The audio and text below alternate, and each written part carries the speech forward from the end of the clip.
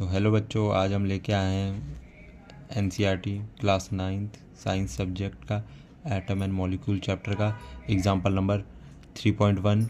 इसमें क्या बोला है, calculate the relative molecular mass of water. A वाले में एंड बी पार्ट में बोला है the molecular mass of HNO3। तो पहले ए वाले क्वेश्चन से शुरुआत करते हैं। अब देखिए इसमें क्या बोला है। इसमें मॉलिक्यूलर मास ऑफ वाटर बताना है। मॉलिक्यूलर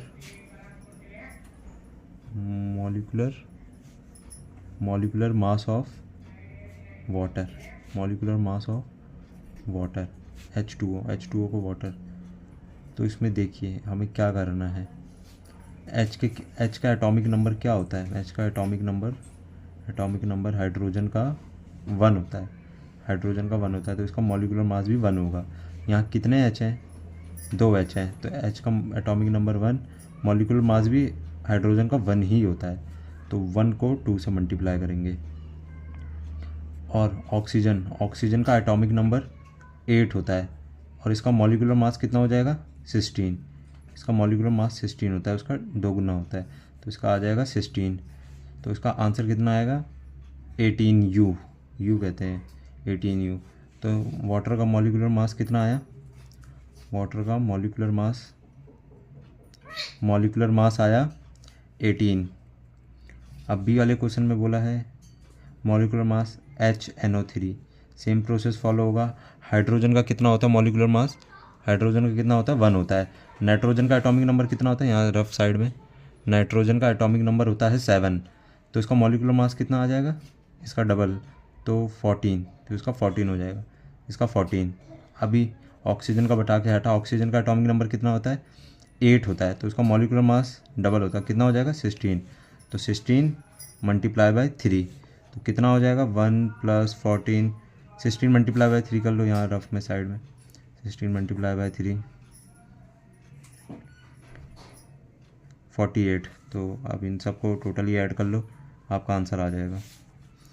तो अब 15 + 48, सो 15 + 48,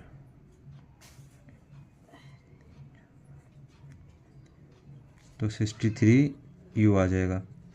वेरी सिंपल था, बहुत आसान था। अब देखते हैं इसकी तरह नेक्स्ट एग्जांपल नंबर 3.2। क्या बोला है, calculate the formula unit mass CaCl2। इसका करना है और इसका फॉर्मूला दिया है, इसका मास बताना है। तो सिंपल है।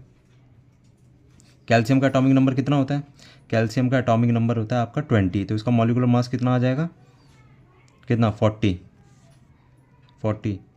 अब आ गया क्लोरीन का 17 होता है, तो इसको 2 से करेंगे तो कितना, 34।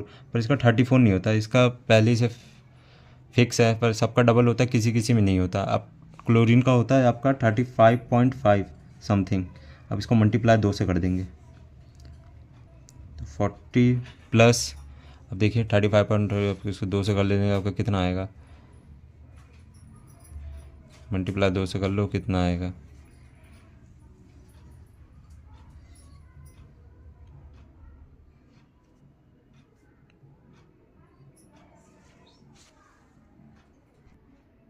तो आंसर इसका रफ हमने साइड में निकाल चुका है 71.0। तो 71 ले सकते हैं, राउंड ऑफ 71 ले लीजिए और इन दोनों को प्लस कर दीजिए। तो कर लीजिए साइड में रफ में 40 71, तो कितना आ जाएगा, 1 7 + 4 कितना होगा,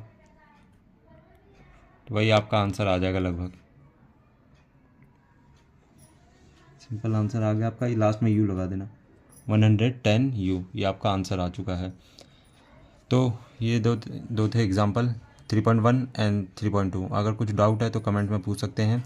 बाकी और किसी चैप्टर के क्वेश्चंस तो आप कमेंट में पूछ सकते हैं, उसका भी आंसर हम बता देंगे। Thank you for watching, bye.